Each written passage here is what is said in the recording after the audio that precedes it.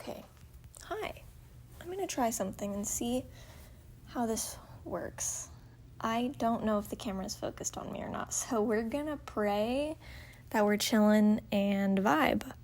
I'm going to try and record my audio through my phone and hopefully sync it up in Premiere with the camera footage. We'll see how it goes. That being said, I wanted to talk about being a girl playing video games. I know this topic likes to ruffle some feathers and get under people's skin a little bit, so I'm going to try and tread carefully so that the message itself can potentially be heard a little bit more effectively than it's been communicated in the past, hopefully. And of course, this is just my experience, one of many. So mine's going to be unique to me, but it will likely have some overlaps of themes and stuff like that. So see if you can understand any of it for a broader picture. I guess we start from the beginning. I grew up being a gamer girl, you could say, when I was really young. My childhood best friend lived across the street from me, and he was like 3 years older than me, I think, 2 years older than me, and he had an Xbox, and we played Call of Duty.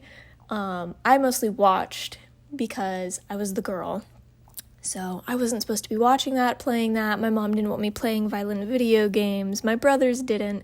My brothers had GTA 5, though, on their PlayStation, which I would sometimes sneak onto and play myself, but nobody knew. And of course, I mean, I was into things like Pokemon cards and stuff, which my family looked at as very masculine. I was a tomboy in that sense as well, kind of. I played in the dirt, yada yada. And overall, it was always very frowned upon for me to want both. And it wasn't like I was advertent to, or I don't know if that's the right word, but, as if I didn't like dolls or pink things. I loved butterflies. I loved, getting my hair done, having pretty little bows. I loved all of that. But I also liked chasing lizards, and I liked running out in the rain and getting mud all over my clothes and, being a kid. And in a new age of technology where violence is in a lot of video games, and I was the youngest girl with two older brothers who were like 14 years older than me. I was exposed to a lot of gaming realm of things from a pretty young age. My childhood best friend and I, who lived across the street, he also would make forts with me, and we had Nerf guns, and we would run around his backyard shooting Nerf guns. So I definitely think that the concept of, girls not being able to be into video games, like, kind of a moot point, I think a big part of it is that a lot of us were interested in it, but were told that that wasn't meant for us, or the times that we were curious about it and wanted to learn about it, it was just frowned upon, and a lot of guys, I will say, as we got older, when my friend and I got a lot more distant, he used video games to cope because he had a lot of life stuff going on. Like, his family was very difficult to him, and in a lot of painful ways, like serious stuff, and video games were his way of escaping. And it provided him a comfort and a place where he could be vulnerable and express his frustration and anger. That was the big one. He didn't want me around that. He was very protective of me because I was, the younger, whatever.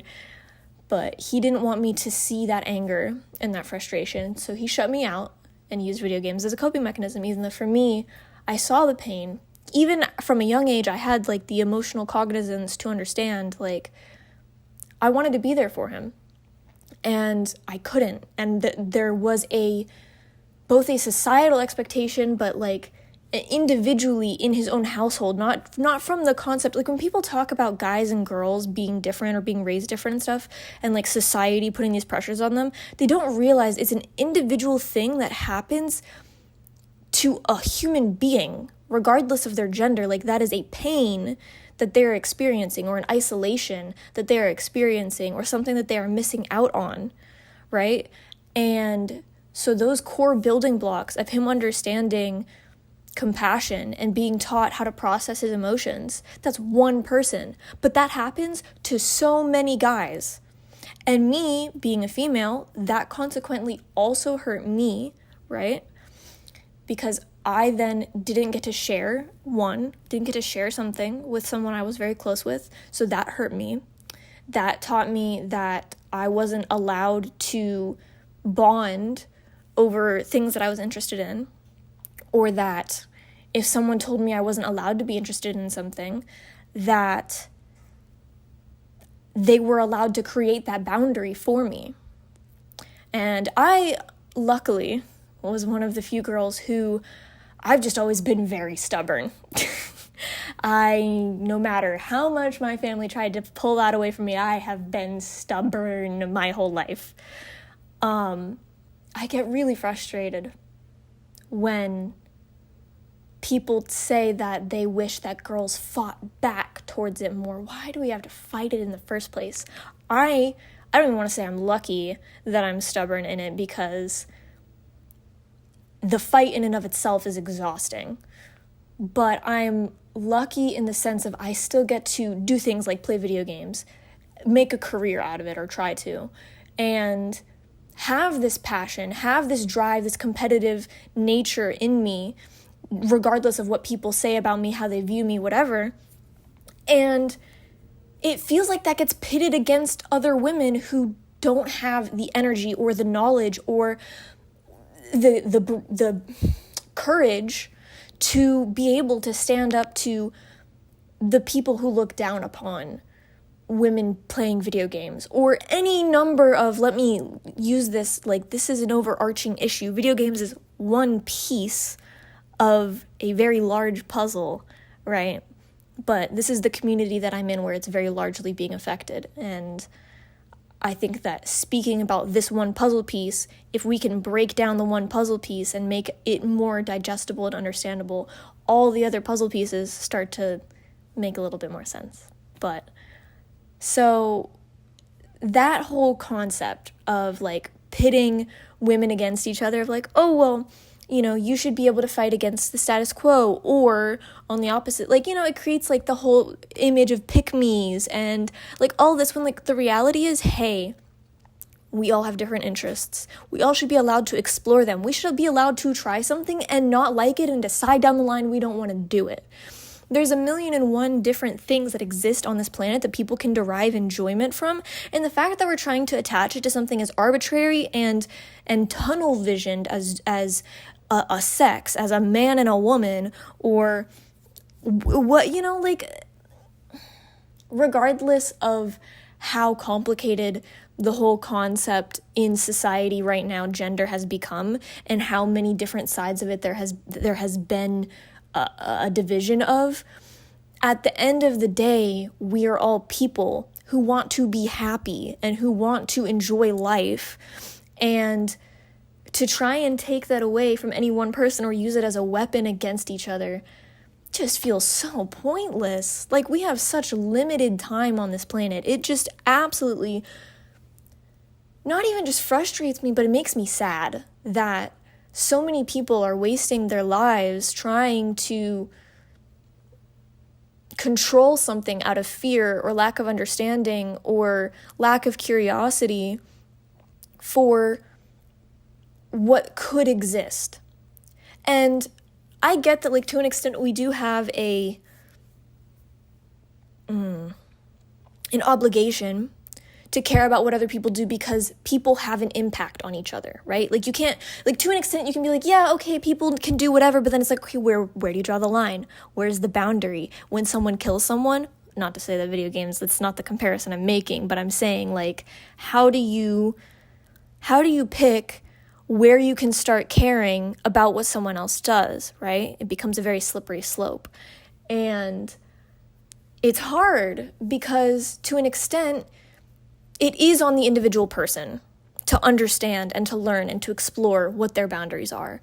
But we also have to understand that where we put those boundaries is a physical thing. Like, it is a sensation that other people can have of your boundaries. It does something to people. It keeps them farther or closer. It lets them in. It lets you become more vulnerable or easier to interact with, harder to interact with, 1,000,001 different things, both pleasant and unpleasant, right? And I just wish that, especially in this community, there was more of a grace with each other about letting both men, women, whatever, learn, explore, be bad. Like, even the way that men treat other men in gaming. Like, I remember when I first got my laptop, when I started playing Fortnite and Overwatch, and the way that guys even treat other guys, or the way that they use like women as an insult. Oh, you're playing like a girl, or you can't play healers, that's the girl's character. Oh, of course you're playing Mercy, what are you, gay? Like, all of these things that turn femininity into something to look down upon. But then they still also look at it as something to praise. And the unfortunate part too, right, is like, all of this was happening while I was a teenager. And while these other people I was interacting with were teenagers. Those guys that I grew up around that had those very closed-minded thinking, they may be completely different now. They might have a completely different outlook. They might look at it as, whatever. But the impact, right, the butterfly effect of the way they were taught by the adults around them, that women, that blah, blah, blah, that they shouldn't do this, the way that I internalized that because of my family, because of society, because of even just something as simple as subliminal marketing with Barbie dolls that being pink and showing with girls, and then the guy, all of these things add up over time. And even if we can process them later on, they still happened in the first place. Even though the gaming community overall is certainly 1,000,000 times better than it was back when I was growing up and still learning how to interact in these spaces, the impact of being told over and over that because I'm a girl, I'm gonna be bad, or because I'm a girl, I shouldn't bother trying, or because I'm a girl, I don't belong there, or because I'm a girl, I'm weak, yada, yada, yada, that having emotions makes me worse at a game, blah, blah, blah, even though guys literally throw their controllers at the wall and shit, whatever. But point being, that gets internalized. And even if you can consciously process it here and now, the butterfly effect impact that goes under your skin that you don't even know about until it's there. That's why, there's so many women in the comp scene now, right? We're transitioning kind of through, I don't know if you've noticed, I'm kind of going through the time span from me being a kid to me being a teenager to me kind of transitioning to now, making a career out of this. In women's comp now, I personally don't even play women's comp because it does feel like there's a lack of foundation there and a lack of direction, or rather I would say there was a lot more of that. There was a lot of pain involved with women's comp that I did not have the capacity to handle, and something that I was familiar with already was dealing with insecure misogynistic men. So playing co-ed scrims in Apex Legends was not that big of a difference from everything I was already dealing with when playing the game. So I was like, I'll just deal with what I'm already used to, right?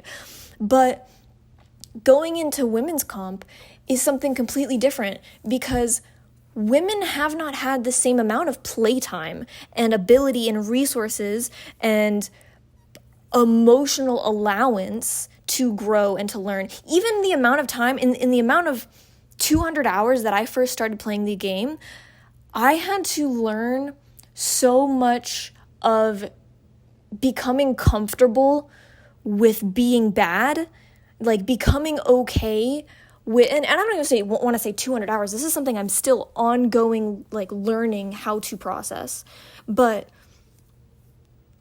guys grew up with this, thick skin mentality, right?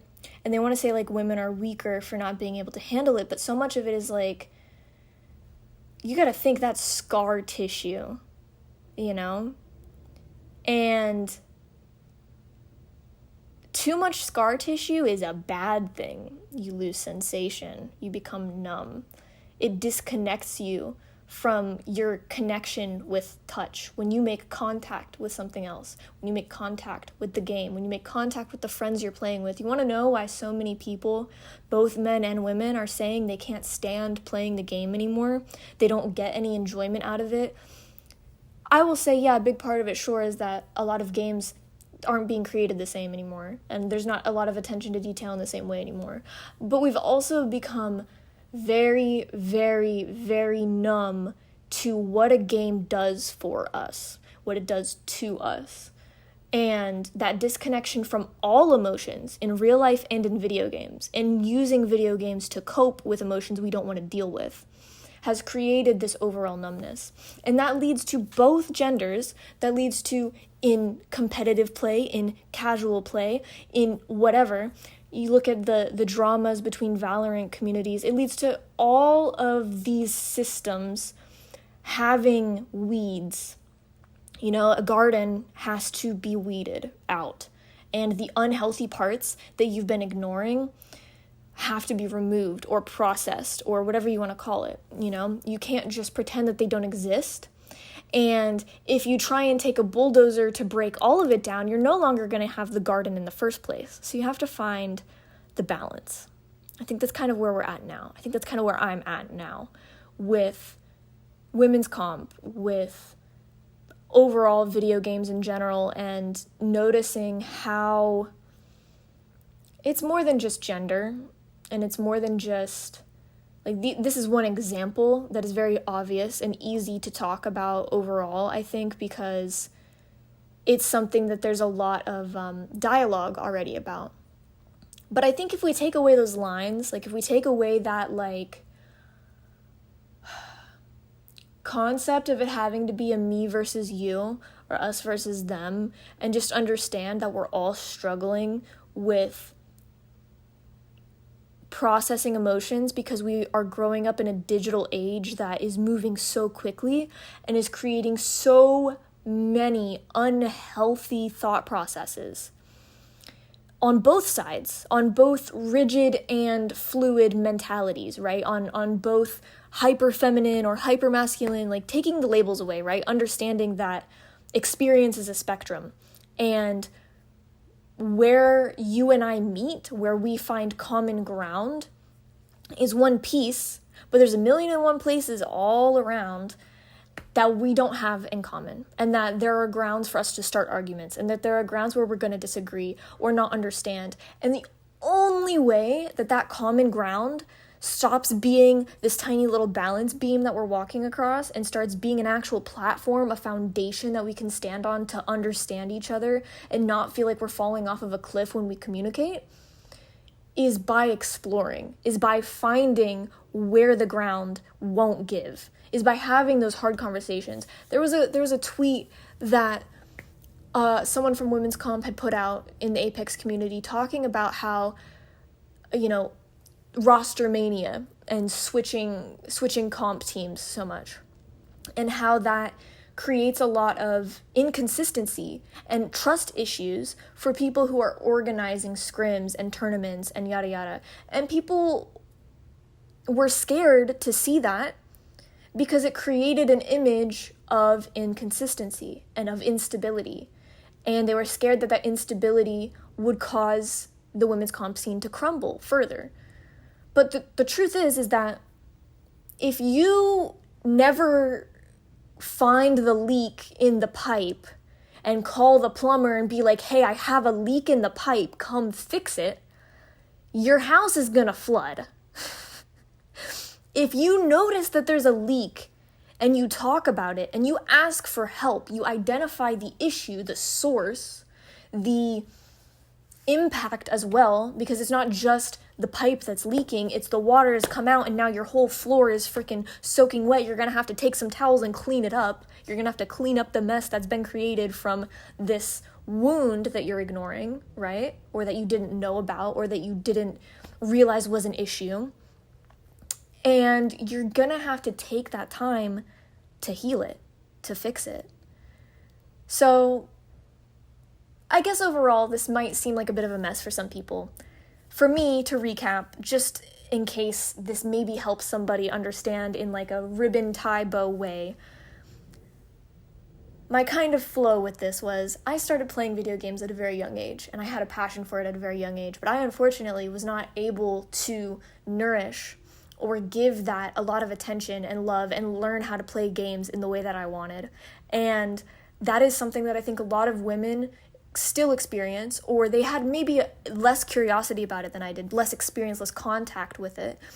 They weren't able to start playing video games as young, but when they were 17 years old, found out because of their boyfriend that they liked video games, whatever.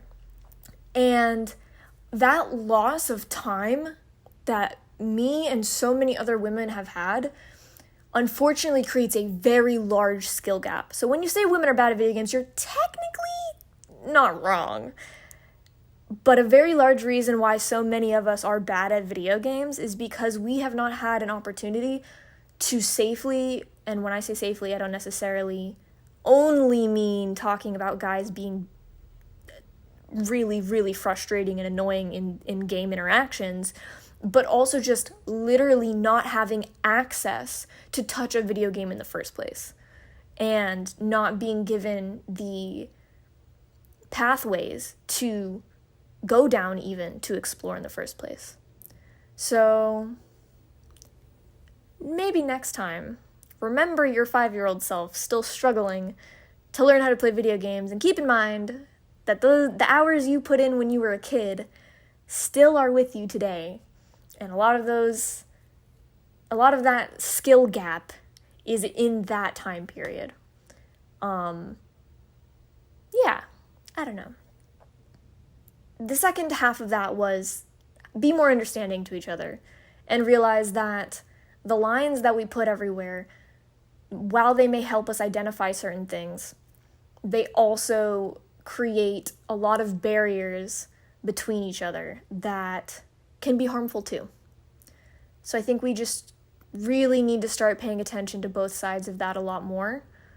On both sides, both men and women, both the people who are feminists, and I personally think that the word has lost a lot of its meaning and positive connotation, unfortunately, but the true feminists, the people who understand that guys and women both struggle, and that the systems put in place are harmful overall for everyone. I hope that you hear this and understand maybe where some of the pain lies a little bit better. Maybe not. Maybe this sounded like a bunch of gibberish. But I said it with love.